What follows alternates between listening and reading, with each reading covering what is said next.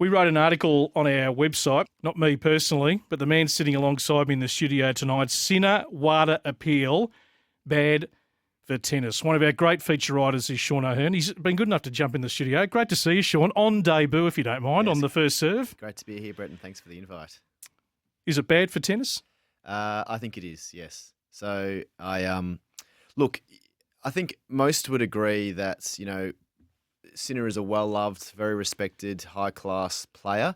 But in terms of this wider case and just, the fact that, the world number one player in the world has tested positive for doping, regardless of whether he's, whatever side of the fence you sit on, I don't think that, there's anything positive about this wider case. And there's a whole host of reasons. One of them I would say is mainly just the fact that in essence, it kind of potentially could bring the sport of tennis into disrepute. It's, you question the integrity of the sport.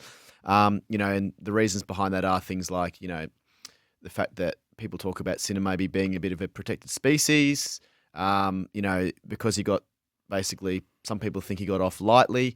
And now WADA has appealed. Maybe they're setting a precedent.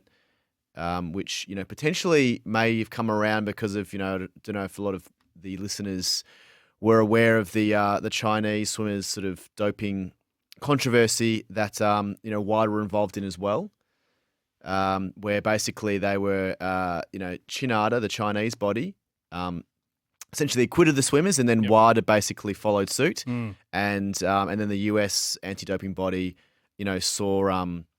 that they didn't like that at all. So I think they've since sort of questioned the integrity of WADA, and I think potentially, they won't come out and say it, I'm sure, outright, but potentially WADA, for that reason, they want to make a point. They want to be really strong about this, and they want to make sure they bring their strongest case possible, to essentially dot all their I's, cross all their T's. So if it comes out, goes to the Court of Arbitration for Sport, and Sinner still comes out as innocent, then WADA can say, look, we did everything we could. He's innocent. Let's just put this issue to bed. So in your article, Sean, quote, while few would doubt Sinner's integrity, taking off my fan hat for a second, it's very hard to argue that the reigning Australian Open champion doesn't deserve to spend some time on the sidelines. Yes. So, again, as a fan, if I was to take my fan hat off, as I said, I don't want to see... You don't want to see the world's best player in the world, and him and Alcaraz sharing all 4 Grand Slams this year.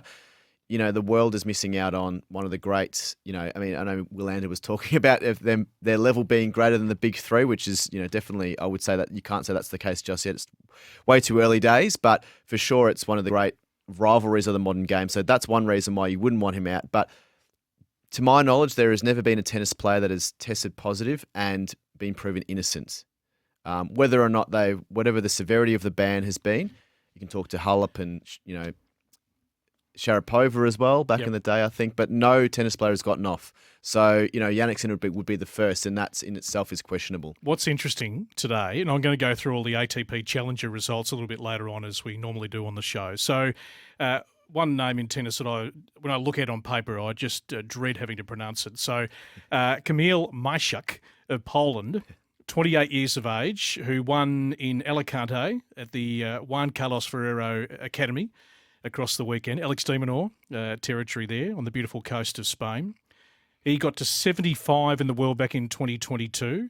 He's had an incredible year, but he missed all of 2023, suspended for 13 months by the International Tennis Integrity Agency while acknowledging that he had not knowingly or intentionally committed an offence, and spent 12 months out of the game, 13 months. He's come back from 944 in the rankings at the start of this year to start all over again pretty much, climbed to 114 because he's such a good talent. He's won 66 matches this year, but he was made to sit out of the game.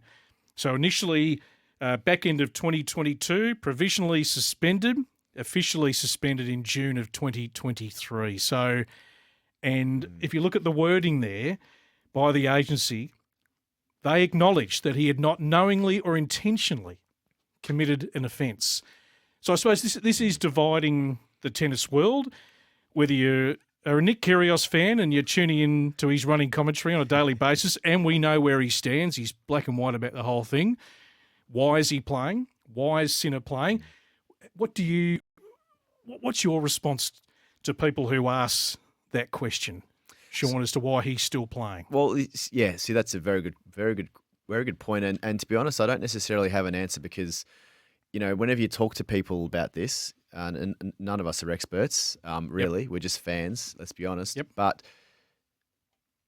most people they have an opinion based on, and it's often based on emotion. But someone like Nick Kyrgios and a lot of other players as well, and he's not the only one. He's the strongest vocal opponent of Sinner in the case itself. But it doesn't really make that much sense because, as you said, you mentioned that player before. Even if it wasn't his fault, the fact that he's tested positive, you could argue is potentially negligence. I mean, I don't have a law degree or anything like that, so. I don't necessarily know what the definition of negligence is, but to me, that's that does involve who you pick on your team and the trust, the faith you put in that team. So yeah, you might not be directly responsible, but at the same time, I do think and this is hard for me to say because I am a Sinner fan, so I don't want to see him on the sidelines, but I think it's only fair that he does spend some time on the sidelines. But I think the severity, shouldn't be greater than a year, and I did write that based on the amount of clostebol in his system, which I think was 1/1000th of a gram. So it could not have been performance enhancing. Yep. But yeah, I think the fair result would be for him to cop some sort of provisional ban. Fascinating to how it's all going to play and the timeline on this. So we know these things don't always move that quickly. But right now he's in Shanghai. I've been watching him the last couple of days. He's such the opposite sort of character to Alcaraz, which makes this rivalry quite fascinating. And what it's going to look like long term, Sean, in the next 10 to 15 years, he's got a much quieter demeanour, quite sort of dour. But gee, once he's in full swing, he's a beautiful tennis player. And I think it's a hard one for us who live and breathe tennis to really wrap our head around just the way he's carried himself in his young career. A person like Darren Cahill of the highest integrity in his corner, and I think all of us, hand on heart, think that he hasn't done anything wrong, but that's not satisfying everyone. You're part of our wider team who do a great job. Thefirstserve.com.au, that is where you can log on daily, folks. Over your coffee, your Wheaties, cornflakes in the morning. Our team is putting together some great content. Todd Schooler over the weekend, Naomi Osaka and Patrick Moratoglu, buyer beware. It's a great read. And Patrick, the PR machine, who's coached just about everyone in the sport. It's going to be a fascinating time as to what bears fruit out of that partnership. For sure it is. Absolutely it is. And, PR machine is the right terminology, I think, for Patrick. And look, he has, been involved with some Grand Slam winners in Serena Williams and a few others. But, recently it seems like he's had a few players that have left him, which I guess is, where the idea came from. Todd wrote, he's a great writer, wrote a great article. But yeah, it's whether or not he actually is a good coach, or there's a bit of, I'm sure he is a good coach, but yeah, it's just one of those things where, at the moment, it just seems like, some players do seem to find issues with whether it's his coaching style or, they just seem to, part ways not long after they've been working together. So time will tell, I think. It's who knows. Yeah, we always talk about it, Sean, that, this is the fascinating part about tennis, that the player is the CEO of this whole operation, who can hire and fire when one pleases. It's hard to keep up with some of the coaching changes. I mean, Coco Gauff has had a great week winning the 1,000 in Beijing, 2 weeks after parting company with Brad Gilbert. New coach, new team, gets the result. It's little subtleties that she's trying to improve in her game that are not totally evident to the eye when you're watching her play across the last 2 weeks. But, that's where you'd love to be, a fly on the wall in that whole dynamic. I mean, the great Jimmy Connors, I think, lasted one match with Maria Sharapova, and Maria said, "Jimmy, I don't think you're for me. I loved your run at the US Open." Yes. All those years ago.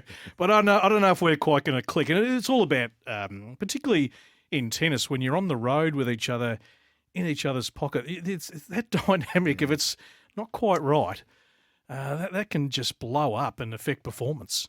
Yeah, absolutely. No, for sure. Everything needs to click, as you said. And, even sometimes coaches that, work with players successfully for a short period of time doesn't always last forever, does it? You know, we've seen plenty of changes with, you know, the Federer camp, the Murray camp, you know, Novak and the rest. There are some that you see, you know, they stick with for the duration. Yep. But in terms of like the actual coaching stuff, like the head coaches, you know, do often chop and change a lot. So as you said, you know, that at that highest level, everything has to be right. All the boxes have to be ticked. And if something isn't quite right, then it's like, I'm sorry, but, you know, time to move on.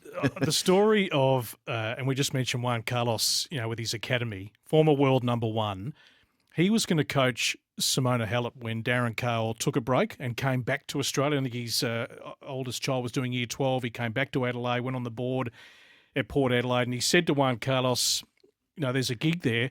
Juan Carlos turned around and said, I've got a young kid in Spain. He's about 15, and he's showing a bit of potential. And I think this, I could be on a winner here. The rest is history. To see Juan Carlos in tears after that Beijing final, the cameras were right on him as how much, I mean, he sat there. That's a tough spot to sit. 3 hours and 21 minutes in a coach's box. It ride every single shot, but just what it meant to him. And I mean, you would think that partnership is going to go on for quite some time. We're pretty blessed at the top of the men's game. Thank you for being in tonight. We Thank you, Brett. Wait to see what the authorities do with Yes, one with bated breath. lean Italian in Yannick Sinner.